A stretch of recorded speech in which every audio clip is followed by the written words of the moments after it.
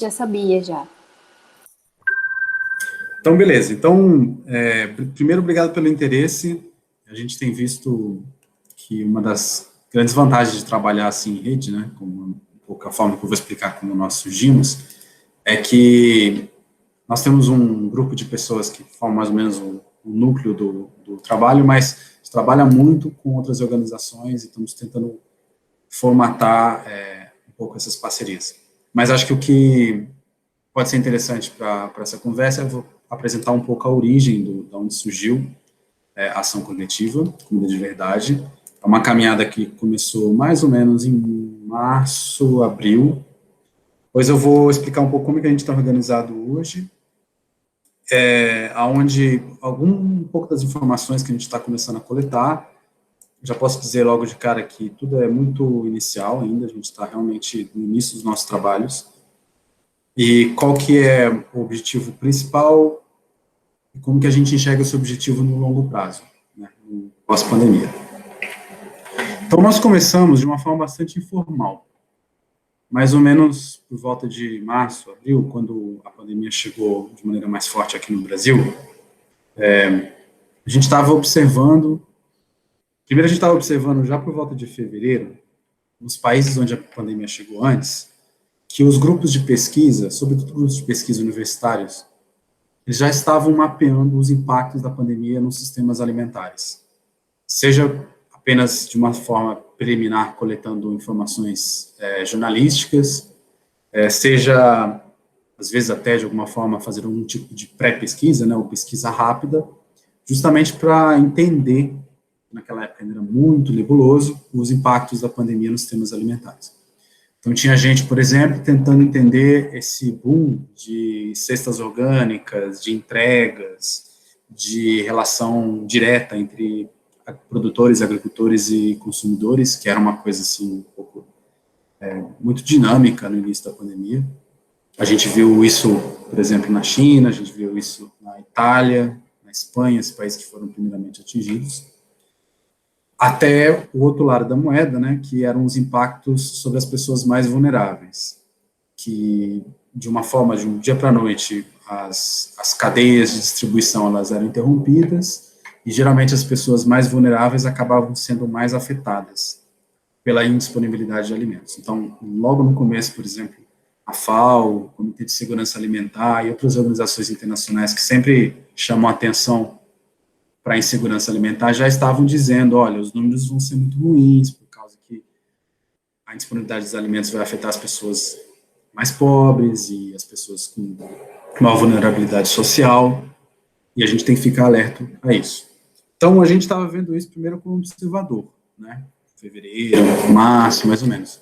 Quando começou a chegar no Brasil, a gente viu que os mesmos fenômenos, ainda de uma forma muito informal, eles estavam se repetindo no Brasil.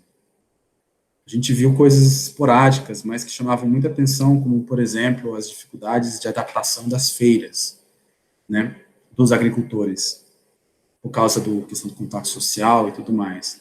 A gente viu, como eu disse, pessoas que dependiam de distribuição de alimento, ou dependem de distribuição de alimento, em alguns programas sociais, às vezes executados pela própria sociedade civil, estavam com dificuldades de acessar esse apoio, né.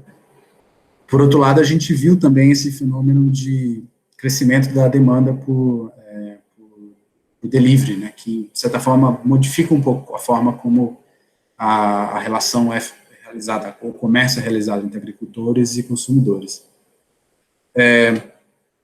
Ainda, como eu disse, ainda era tudo muito incipiente e começou a surgir uma conversa informal entre alguns pesquisadores, já basicamente gente da academia, colegas, pessoas que eu conhecia, que a gente estava envolvido, dizendo, olha, por que a gente não começa a formatar um grupo não dizer um grupo de pesquisa, mas um grupo que monitorasse esse tipo de impacto, né? E começamos na nossa rede de contato, começamos a organizar esse grupo. Então, mas fizemos convites para algumas pessoas que nós sabíamos que já faziam esse tipo de trabalho de monitoramento anteriormente, que poderiam estar interessadas a fazer uma força-tarefa, digamos assim, para monitorar os impactos durante a pandemia. Também foi um pouco o interesse de ter uma certa representatividade regional. Eu fico em Brasília, conheço um pouco do contexto aqui da cidade, ainda que tenha voltado a Brasília depois de muito tempo, mas tem algumas redes aqui na cidade, tem colegas aqui da Universidade de Brasília também, que são super bem envolvidos com os movimentos sociais, com as redes de agroecologia, etc. E tem uma pesquisadora que fica baseada no Sul, com uma experiência de pesquisa fantástica na Universidade do Rio Grande do Sul. Então, tem uma ponte no Sul, tinha colegas que, como o professor Paulo Maluf, Renato Maluf, que já liderou o CONSEA, que fica baseado no Rio de Janeiro. Entraram um colega da SPTA, o Paulo, fantástica pessoa, que tem uma rede de contatos no Rio de Janeiro. Então, a gente foi pensando que seria interessante ter uma certa dispersão regional, sabendo que é muito difícil também, de acordo com a nossa geografia ser imensa e continental. Então, a gente pensou, não vamos ter uma representatividade regional formal, mas seria bom ter pessoas espalhadas aí no Brasil para ajudar a organizar essa força-tarefa. Então, no começo foi uma coisa muito informal, que foi criando o corpo e foi, acho que, ganhando um sentimento de urgência, de importância, conforme a gente ia tendo essas reuniões semanais, onde no início a gente só compartilhava informação. De um trabalho de compartilhar informação, a gente passou a ter um trabalho de organizar um plano de trabalho. De um trabalho de organizar um plano de trabalho, a gente passou a ter um pensamento de organizar uma estratégia. Justamente foi ganhando, acho, corpo, porque a gente foi dando conta de que várias pessoas tinham a mesma pergunta na cabeça. Quais são os impactos da Covid, da crise, nos sistemas alimentares? E uma subpergunta a isso, quais são os impactos se nós já desejamos transformar os sistemas agroalimentares a um rumo mais inclusivo, mais sustentável, mais transformador? A pergunta era um pouco, a Covid nos ajuda ou nos atrapalha nesse processo? Ela nos dá gás para continuar brigando por um sistema alimentar mais inclusivo, local, sustentável, que dê conta dos desafios de desigualdade social brasileira, desafios de necessidade de mudar essa plataforma agroexportadora que gera muito pouco benefício social e diversos impactos ambientais, ou a epidemia nos fecha portas, ou seja, nos joga um passo atrás com relação a essas transformações. E é uma pergunta que a gente ainda está tentando entender, né? A gente sentiu também que nós, como pesquisadores, a gente podia oferecer uma resposta, mas a gente não queria que essa resposta ficasse essencialmente vinculada apenas às questões acadêmicas. A gente queria que ela tivesse algum tipo de interação com os movimentos sociais do campo, com os movimentos sociais de agricultura urbana, com os movimentos de agricultura familiar, de cooperativismo solidário, de comunidades tradicionais, por causa que são essas pessoas que fazem as reais transformações, né? Nós apenas tentamos entendê-las. E isso foi, inclusive, uma coisa que o Paulo, da SPTA, sempre trouxe desde o início, falou, gente, legal, vamos fazer esse monitoramento, mas eu acho que a gente tem que sempre manter uma relação com a ponta e sempre tentar buscar essa interação com quem está lá na ponta realmente fazendo a diferença. Primeiro, porque são eles que têm as informações, são eles que sabem o que está acontecendo, e segundo, porque se porventura a gente tirar alguma conclusão, que se tem alguma implicação política, quem vai fazer essa ação política são eles. Nós, como pesquisadores, vamos dar um apoio, tal, mas são eles que vão fazer essa interação. Então, era uma coisa pequena, era uma discussão informal entre colegas, e a gente passou a desenvolver um plano de trabalho mesmo, que incluía objetivos, fomos buscar financiamento, o Ibirapitanga, que é o financiador dessa atividade, está envolvido desde as primeiras reuniões, aliás, as primeiras conversas foram já com ele, porque nós sabíamos que isso exigiria recursos, e que o Ibirapitanga tem interesse de se envolver em programas de pesquisação parecidos com o que a gente estava planteando naquela época. Então, os primeiros 2 a 3 meses foram basicamente tentar organizar esse calhamaço de ideias e de preocupações que estavam na nossa cabeça num plano de trabalho, um plano de trabalho que fizesse sentido.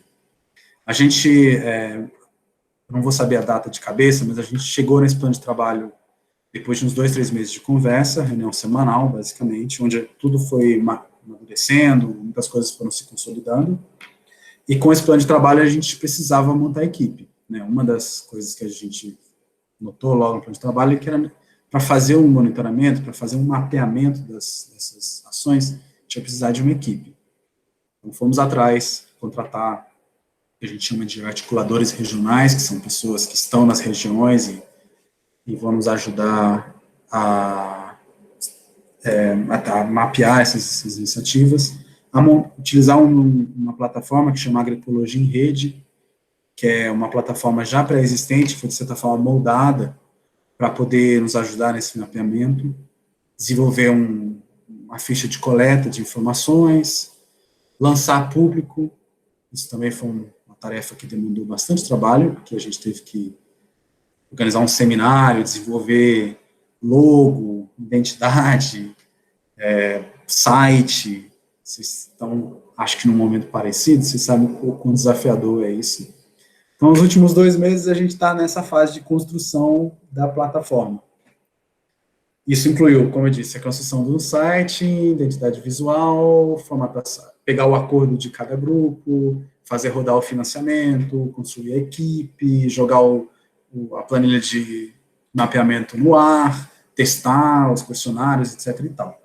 E é onde a gente está agora, ou seja, a gente já tem algumas iniciativas que estão se cadastrando nessa nossa plataforma, onde elas adicionam informações sobre isso, o que eles estão fazendo, qual é a região de atuação, o que eles fizeram diferente em decorrência da Covid, é uma ação que já existia antes da crise, ou ela surgiu durante a crise, é uma ação que já existia da crise e foi modificada devido à crise, é uma ação que já existia e aumentou a sua força, seus recursos, suas atividades em decorrência da crise. Esse é o tipo de pergunta que está nesse questionário. E a gente está organizando o que a gente está chamando de seminários de discussão, que são momentos que a ação coletiva se abre a público, né, e fala, olha, estamos fazendo essa atividade, vamos discutir com vocês as nossos primeiros findings, né, nossas primeiras conclusões. Então, a gente está com um seminário que deve sair, acho que amanhã a gente vai divulgar ele que vai ser o segundo seminário da ação coletiva. O primeiro foi de lançamento da ação, e o segundo já vai ter um debate sobre desenvolvimento territorial, que é um tema que vem sido amplamente, se reflete muito nas nossas discussões internas, e que a gente achava que podia dar um norte para a gente tentar responder essas perguntas, um norte conceitual, um norte teórico-conceitual, que pode nos ajudar a responder aquela pergunta inicial que eu disse, essa Covid nos ajuda ou nos atrapalha a transformar os sistemas alimentares brasileiros a rumos mais inclusivos e mais sustentáveis. A gente espera que, a gente está dizendo que é a primeira fase do projeto, né, que vai até o final do ano. A gente está dizendo que é a primeira fase porque é aquela que a gente já tem financiamento garantido pelo próprio Ibirapitanga. Mas o interesse, justamente, acho que por toda a boa resposta e por toda repercussão positiva que a gente tem visto de vários parceiros, de vários colegas, a gente não quer parar por aí. A gente acha que esse tipo de monitoramento, esse tipo de mapeamento, tem a capacidade de, quem sabe, criar uma metodologia inexistente no Brasil. A gente vê muita coisa pipocando nas regiões brasileiras, e a gente vê trabalhos fantásticos sendo feitos por diversos tipos de organizações, diversos tipos de movimentos sociais, muito diferentes. E não existe ainda um mapeamento sistemático dessas que a gente chama de microtransformações, né? Esses mapeamentos aparecem em diversos trabalhos acadêmicos, aparecem em algumas plataformas, tem gente que, por exemplo, mapeia as feiras livres de agricultores familiares. Aí tem gente que mapeia as iniciativas solidárias de distribuição de alimentos. Tem gente que mapeia a política pública, mapeia os PAs e os penais da vida. Não tem nenhum mapeamento sistemático que congregue todas essas transformações. Então, não sei se a gente vai chegar lá, espero que a gente tenha pernas, mas uma das coisas que nos veio à cabeça quando a gente começou a pensar as primeiras discussões era que, pelo menos uma metodologia de sistematização, acho que a gente teria condições de jogar na praça. Para todo mundo ver e falar, olha, metodologia é válida, acho que ela pode ser replicada e pode balizar um tipo de mapeamento das transformações nacionalmente falando, ou seja, com uma abrangência nacional que ainda é inexistente no Brasil. Então, a gente está no momento inicial de tentar buscar financiamentos e parcerias para uma segunda fase, isso ainda é muito incipiente, é uma coisa que a gente já está começando ainda bem do início mesmo, para quando se terminar a primeira fase, a gente ter esse trabalho de continuidade, quem sabe pensando nessa questão metodológica mesmo, quem sabe pensando uma coisa um pouco mais de publicações, quem sabe, não publicações apenas científicas, mas um pouco mais de relatoria, um pouco mais de abertura ao público do que a gente descobriu e analisou e concluiu nessa primeira fase. Então, em poucas palavras, é isso, onde é que a gente está. Se você puder comentar um pouco, Matheus, sobre os casos mais interessantes que vocês pesquisaram e resultados nesses casos empíricos. Então, a gente está ainda bem no começo dessa fase de coleta do mapeamento das sistematizações, temos poucas ainda, a gente sabe de muitas iniciativas que disseram que vão se cadastrar na nossa base de dados, mas a gente já tem muito pouca, acho que faz 2 semanas que a gente lançou a plataforma, 3 semanas que a gente lançou a plataforma, então ainda tem pouquíssimos casos, mas o que eu andei vendo, Matheus, então não é uma discussão do grupo, andei vendo que existem alguns agrupamentos de quais tipos de respostas a gente tem visto. Uma delas são respostas geralmente regionais, localizadas nos estados, que são a reativação de políticas públicas que estavam dormentes, vamos dizer assim, né, para ser generoso com o termo. Políticas públicas que estavam sem recurso, que não estavam sendo executadas, que, sei lá, não estavam recebendo priorização política e por aí, etc. E aí, em decorrência da pandemia, houve uma bombada de recursos nessas políticas públicas, ou seja, o arcabouço institucional já existia, os mecanismos, os instrumentos de política pública já eram conhecidos pelos gestores públicos, então era, de certa forma, relativamente fácil reativá-las. Bastava uma caneta dizendo há recursos para isso. Estamos falando de PA e PENAI. No caso do PENAI, era mais ou menos uma calibração do programa de alimentação escolar, em decorrência das escolas estarem fechadas, né? No caso do PA, era a reativação de compras públicas. Alguns estados começaram a trabalhar nessa, Rio Grande do Sul, por exemplo, um caso, eu não vou saber de cabeça todos, mas a gente viu que esse era um grupo de respostas. Um outro grupo de respostas eram iniciativas autônomas da sociedade civil, desde MST até organizações que não são necessariamente relacionadas ao tema de agricultura, que começaram a ver que, olha, na falta de política pública, que elas têm sido desmanteladas já há um bom tempo, talvez a sociedade civil possa se auto-organizar e providenciar uma resposta direta de distribuição de alimentos mesmo, cozinha solidária, distribuição de quentinhas, de marmitas, fazer circular os alimentos que estavam presos nas regiões rurais a centros urbanos. Então, era uma coisa muito mais autônoma, muito mais super, super criativa.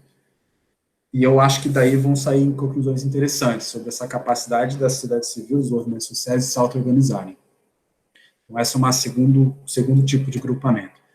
Um terceiro tipo de grupamento é relacionado, como eu mencionei, ao crescimento das cestas orgânicas, vamos colocar em grandes aspas, né, que tem várias modalidades, mas as cestas orgânicas explodiram no Brasil. Eu tenho bate-papo com aquela cesta orgânica que eu assino, né, e eles me disseram que tiveram que comprar caminhão, ou, sei lá, financiar caminhão, porque não estavam dando conta da demanda, que estavam pedindo para as pessoas encomendarem as cestas com 2, 3 dias de antecedência, para eles se organizarem melhor, e amigos, colegas meus que não assinavam essas cestas passaram a procurar, falaram, Matheus, você conhece essas coisas? Me indica, por causa que eu não quero ficar indo para o supermercado, era uma questão que unia tanto a questão logística, né, a vantagem logística, quanto o interesse, talvez, em um produto de qualidade, orgânico, agroecológico, etc., e que isso foi Foi realmente muito interessante, sobretudo logo no início da pandemia. Não tenho os dados na mão, e o que eu vou dizer é bastante incipiente, mas a impressão que eu tenho é que isso deu uma arrefecida nas últimas semanas ou meses, em decorrência da reabertura do comércio, digamos assim, né, em grande aspas. Eu destacaria esses 3 grupos. Como eu disse, esses 3 grupos ainda são, essa análise, acho que a gente vai acabar refinando ela mais para frente, mas ela ainda é muito vinculada à experiência pessoal nossa, dos colegas que fazem parte da aliança coletiva, nas discussões que a gente teve, que a gente tem observado nas nossas regiões. Não é, digamos assim, ainda conclusões derivadas dos dados empíricos que nós coletamos em decorrência do mapeamento. Isso ainda está para ser analisado.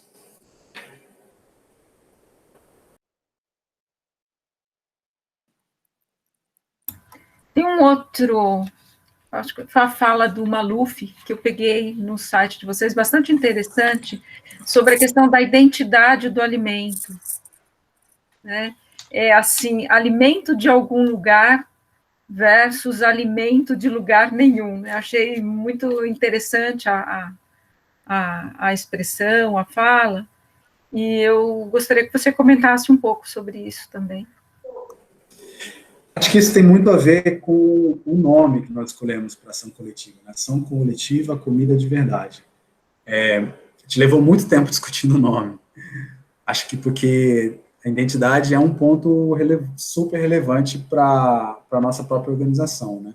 No início, a gente, claro, somos de diferentes áreas. Eu tenho um trabalho mais relacionado a consumo sustentável, por isso que eu acho que a Putira, que é a nossa coordenadora, me ajudou a fazer essa conversa com vocês. Tem colegas que são mais da área de nutrição, alguns mais da área de agricultura familiar, outros relacionados a circuitos curtos, circuitos locais, agroecologia, ou seja, são diferentes temas, mas eu acho que todos nós acreditamos em alguns princípios fundamentais. Dentre eles é que a gente acha que o sistema agrícola dominante brasileiro, o sistema alimentar dominante brasileiro, ele é muito injusto, ele impacta muito no meio ambiente e não gera tanta riqueza quanto ele costuma divulgar.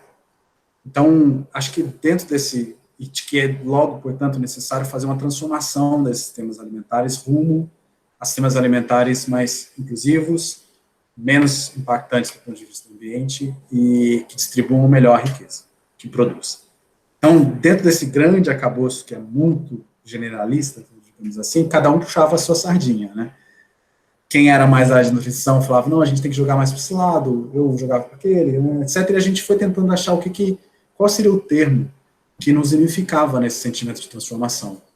E houve a definição, né, do termo de comida de verdade há alguns anos já no Brasil, em deferência das conferências nacionais de segurança alimentar e nutricional, e a gente achou que seria uma boa dar mais visibilidade a esse termo, comida de verdade, também por causa de que muitas vezes esse termo é apropriado de forma, vou dizer, errônea, mas apropriado de forma equivocada, ou, vou dizer, errônea mesmo, porque é um termo definido por uma conferência nacional que muitas pessoas utilizam de uma certa forma, e muitas vezes a própria indústria alimentar incorpora esse termo e o apropria para falar coisas que, do nosso ponto de vista, não são nada de verdade, não são nenhum tipo de comida de verdade.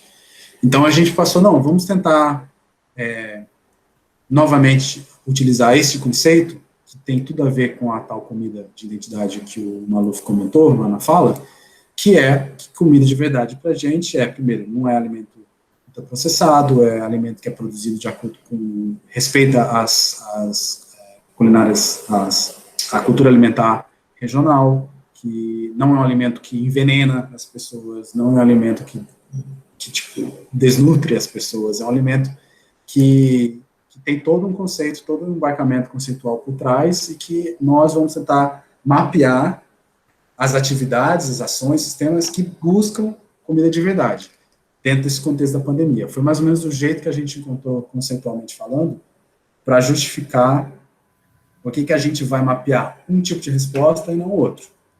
É um critério, na verdade, né? Então, a gente ainda vai refinar um pouco isso na nossa análise do mapeamento, mas tem sido a nosso termo de balizamento das iniciativas que a gente pretende analisar. Isso. Um pouco relacionado a isso, né, eu estava pensando aqui, né, sobre a pergunta se o impacto da Covid vai ser positivo ou negativo, né, nos sistemas alimentares, e também entender se vocês estão pesquisando esses efeitos, e não só as respostas, né, a essa situação, para entender, porque olhando assim nessas respostas, a gente fica até animado, né?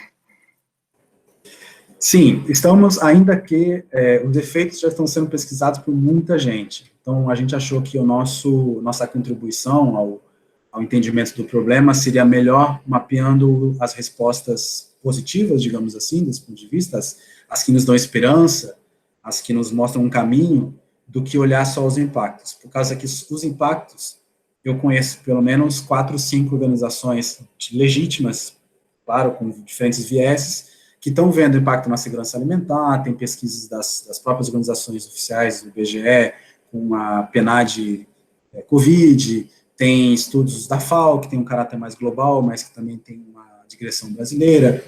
Se ainda existissem mecanismos de monitoramento da segurança alimentar no Brasil, como o CONSEA, seria um excelente organismo para monitorar os impactos. Então, a gente achou nas nossas conversas que, sim, vamos ter que contrastar os dados dos impactos com o que a gente viu em termos de resposta, mas a gente não precisaria nós mesmos monitorar os impactos, a gente pode ir por vias secundárias. Foi mais ou menos o que a gente entendeu na hora no que a gente vai gastar nossos recursos. Vamos gastar os recursos mapeando as iniciativas que nos dão luz, por causa que tem bastante dado que a gente pode fazer um apanhado, pode fazer uma análise que não é necessário fazer uma análise primária, assim, de busca de dados primários sobre os impactos. Sim, legal, Matheus. Vocês têm mais alguma pergunta? Não, nenhuma pergunta. Desculpa, Raquel. Matheus, você... É difícil, né? Não na tentativa de ser simplista, mas se você consegue definir, assim, em poucas palavras, qual é o objetivo da ação de vocês? Tá mudo. Desculpa. Consigo, porque a gente levou tanto tempo formulando, que a gente tem uma formulação acordada entre os membros, digamos assim, que eu vou pegar aqui do nosso documento, que, digamos que foi o documento marco da criação da ação coletiva. Deixa eu só achar aqui na minha bagunça onde é que eu botei isso aqui. Vamos lá. Desculpa aí, acho que essa é uma parte que pode ser cortada depois. Ação coletiva. Eu posso mandar esse documento para vocês, aliás. Ele é meio chato, porque é tipo um plano de trabalho, mas ele explica bastante bem o que nós somos, sabe? É bacana. Tem que achar o diário do documento. Essa parte de organizar, né, a proposta, quando a gente está falando, pegando vários aspectos do assunto, fica mais difícil. É um treino, né? Um treino. Tem uma coisa, um pouco do histórico, enquanto eu vou procurando aqui a história, tem uma coisa interessante, porque no início, quando eu entrei, assim, começando, lá nas primeiras reuniões, não é que eu estava, assim, sugerindo veementemente, mas eu achava que um dos trabalhos que poderia ser, assim, bastante importante seria o mapeamento das notícias, porque era mais ou menos o que a gente via que as organizações de fora do Brasil estavam fazendo.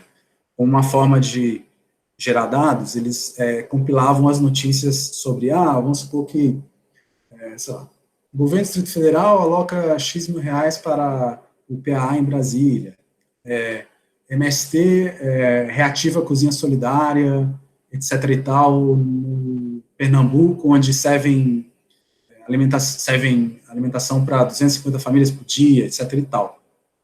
E acontece que eu comecei, inclusive, a mapear as notícias, mas eram tantas,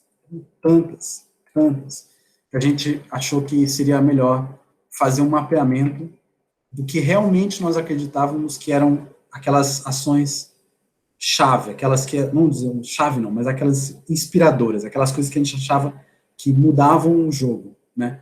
E daí surgiu a ideia, não, então vamos mapear ações locais, regionais, dentro de um sistema organizado, dentro de uma plataforma, que é da Ecologia em Rede, etc. e tal, que nos ilustram o caminho, que nos jogam luz do futuro, que nos levam, que são criativas e inovadoras no sentido de nos levar para o mundo pós-pandemia. O mundo pós-pandemia que a gente quer tem que, de certa forma, reproduzir essas iniciativas que são inspiradoras, são criativas, etc. e tal. E aí, a gente, bom, o que são essas iniciativas? Aí, quando a gente começou essa discussão que nos levou até o conceito de comida de verdade. Eu achei aqui o documento, tá? Então, são 3 objetivos, de forma muito sucinta. Um, justamente, identificar as experiências, que entra na questão do mapeamento. O segundo é compartilhar as reflexões sobre a nossa análise dessas experiências. Então, isso é um objetivo que, porventura, venha a ser executado, vai ser executado mais para o final do projeto. E depois tem um terceiro que talvez eu não dei tanta ênfase, mas é muito importante, que é ampliar a visibilidade dessas iniciativas. São iniciativas que têm pouquíssima oportunidade de contar as suas histórias. Pouquíssimo. Sai uma notícia num jornal local e a gente acha que são tão interessantes e são tão inspiradoras que elas mereciam muito mais. Então, os próximos seminários que a gente vai organizar, quando a gente já estruturar melhor a análise da parte empírica, né, a gente vai trazer essas pessoas para os seminários e falar, olha, a chance para a gente dar visibilidade, da gente comunicar melhor as iniciativas e, de certa forma, fomentar um certo de intercâmbio entre eles mesmos, né, que já existe, mas nunca é mal ocorrer dentro da nossa própria ação coletiva.